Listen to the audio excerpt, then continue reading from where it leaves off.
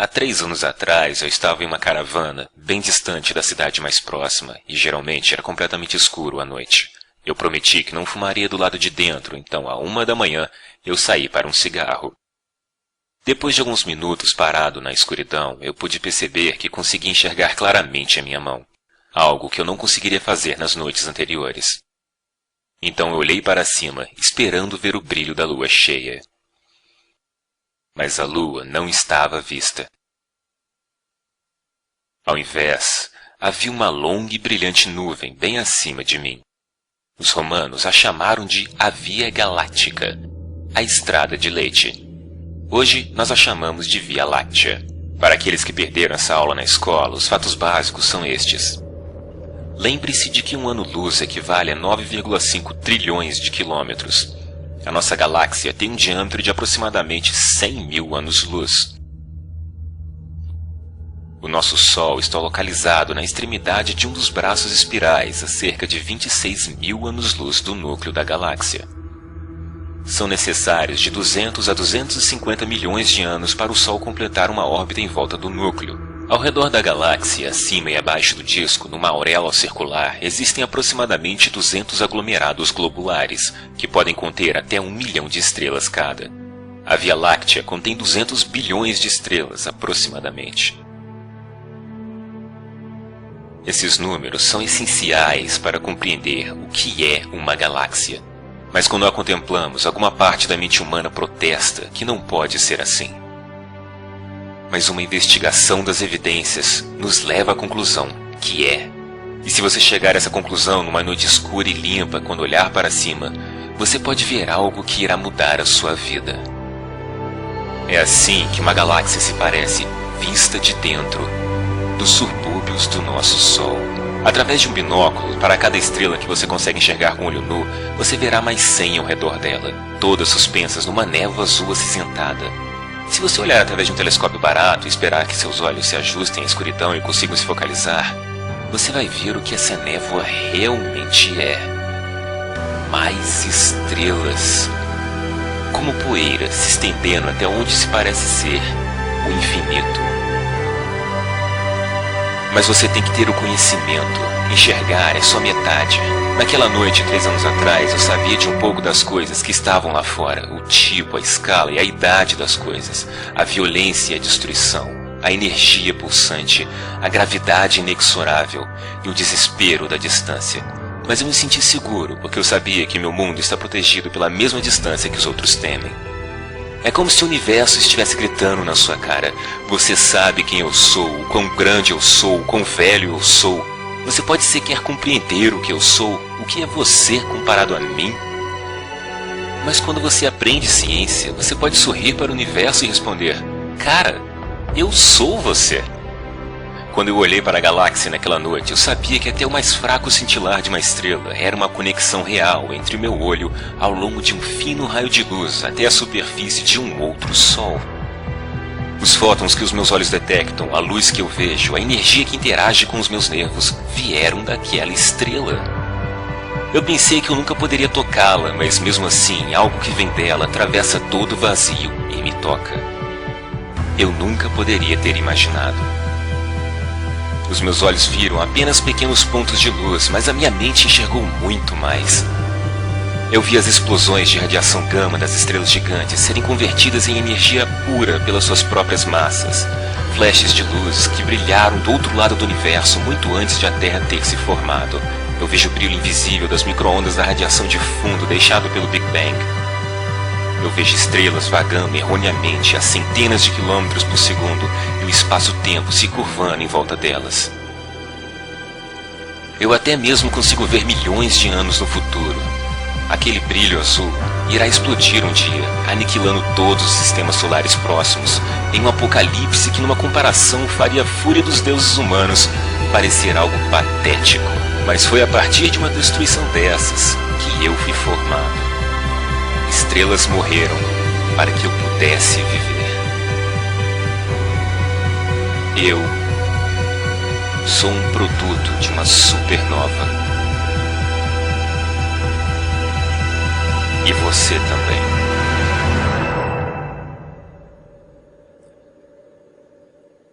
Na luz desses fatos indiscutíveis, dessa verdade parcial e reveladora, qual é o espaço que há no século XXI e além para as alegações mágicas das religiões organizadas? As primeiras religiões eram, por qualquer definição, primitivas. Por motivos de limitação de população, comunicação e regiões geográficas, elas nunca haviam crescido para nada além de uma preocupação local. Mas as religiões sofreram mutações através dos tempos e se tornaram mais sofisticadas, como que a cada geração os homens sagrados aprendessem o que funcionava ou não, o que deixava as pessoas obedientes e o que causava revolta. Quais ideias as pessoas podem facilmente evadir e quais iriam assombrá-las até o ponto em que elas teriam de rezar para conter o medo crescente. Quando a população cresceu devido ao desenvolvimento lento, porém certo do conhecimento, como se estivessem numa guerra, as religiões entraram numa corrida armamentista entre si. Dos deuses do vento, do trovão e do mar, as ameaças e as escalas de poder dos deuses cresceram a níveis supremos, ao ponto de que toda religião organizada possuía um deus que era onipotente, onibenevolente, onisciente, e palavras como infinito e eternidade são usadas sem escrúpulos, enquanto que todas as outras palavras são abertas a abuso até que elas signifiquem exatamente o que as religiões querem que elas signifiquem. Naquela noite sobre a Via Láctea, eu que tive a experiência, não posso chamá-la de uma experiência religiosa, porque eu sabia que ela não foi religiosa em nenhum sentido. Eu estava pensando sobre fatos e física, tentando visualizar o que realmente eu estava vendo e não o que eu gostaria que fosse. Não existe uma palavra que exprima esse sentimento provindo dessa revelação científica e não mística. O motivo disso é porque toda vez que alguém sofre esse deslumbre, a religião a rouba, simplesmente dizendo: "Ah, você teve uma experiência religiosa." E os espiritualistas vão dizer a mesma merda. E eles sempre ficam enfurecidos quando um ateísta como eu diz que só pode ter essas experiências depois de ter rejeitado qualquer coisa sobrenatural. Mas eu admito que depois dessas experiências, quando a realidade me atinge como um bilhete premiado de loteria, eu frequentemente penso sobre religião. E o quão sortudo eu sou por não ser religioso. Você quer aprender algo sobre Deus? Ok. Isto é uma galáxia. Se Deus existe, Deus fez isto. Olhe para ela, admire-a, aceite-a, se ajuste a ela, porque essa é a verdade e provavelmente não irá mudar muito. É assim que Deus fez as coisas. Deus provavelmente gostaria que você olhasse para ela, aprendesse sobre ela para tentar entendê-la. Mas se você não pode olhar, se você não quer nem tentar entender, o que isso diz sobre a sua religião? Como o bispo Ansel Andrews disse uma vez, quanto mais perto de uma igreja, mais distante de Deus. Talvez você precise se afastar da mesquita, se afastar da igreja, dos padres, dos omãs, dos livros, para ter qualquer chance de encontrar Deus. Esprema uma fração de uma galáxia na sua mente, então você terá uma ideia melhor do que está procurando. Quando você compreende, mesmo que parcialmente, a escala de uma única galáxia, você tem a impressão de desaparecer. E quando você se lembra das outras galáxias, você encolhe novamente centenas de bilhões de vezes. Então você se lembra o que você é. Os mesmos fatos que dizem quão insignificante você é, também explicam como você chegou até aqui. É como se você se tornasse mais real, ou talvez o universo se tornasse mais real. Repentinamente você se encaixa, você pertence, você não precisa se ajoelhar, você não precisa temer. Nesses momentos, a única coisa que você tem que fazer é continuar respirando. A matéria que o constitui desde quando você nasceu é tão velha quanto o cosmos. A forma pode ser nova e única, mas os materiais já têm 13,7 bilhões de anos de idade. Processados pela fusão nuclear em estrelas, moldado pelo eletromagnetismo, palavras frias para processos tão impressionantes. E esse bebê era você. É você. Você é impressionante. Não só está vivo, mas também tem uma mente. Qual tolo trocaria isso por qualquer bilhete premiado que já existiu? Quando eu comparo o que o conhecimento científico fez comigo e o que a religião tentou fazer, às vezes eu sinto calafrios. A religião diz às crianças que elas podem ir para o inferno e que elas têm de acreditar, enquanto que a ciência diz que elas vieram das estrelas e apresenta motivos nos quais elas podem acreditar. Eu já contei a diversas crianças sobre estrelas, átomos, galáxias e o Big Bang, e eu nunca vi o medo em seus olhos, apenas o encanto e a curiosidade. Elas querem mais. Por que as crianças nadam enquanto os adultos se afogam? O que aconteceu com a realidade entre a infância e a idade adulta? Será que alguém prometeu algo que é tão lindo que o nosso universo parece estúpido e vazio? Até assustador em comparação? Isso tudo ainda pode ter sido feito por algum criador, mas a religião fez parecer que é algo desagradável. A religião pinta tudo que não a si própria como algo profano e pecaminoso, enquanto embeleza e dignifica suas mentiras e erros, como um porco que veste a melhor das roupas. Em seu esforço de tentar nos impedir de enxergar a realidade, a religião se tornou a realidade que não podemos encarar. Veja o que a religião nos obrigou a fazer, com nós mesmos e para os outros.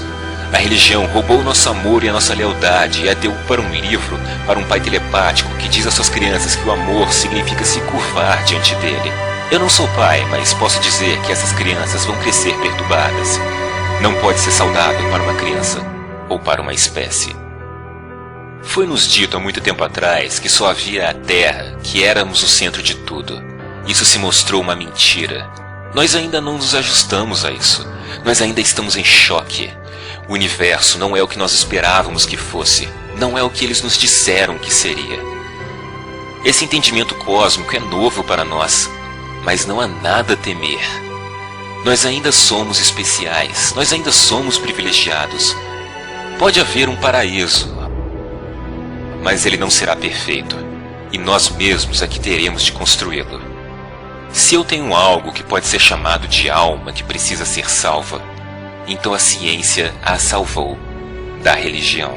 Algumas pessoas acham realmente deprimente o fato de que o universo só poderá suportar a vida por mais apenas 30 bilhões de anos. 30 bilhões de anos. Você deve estar de sacanagem.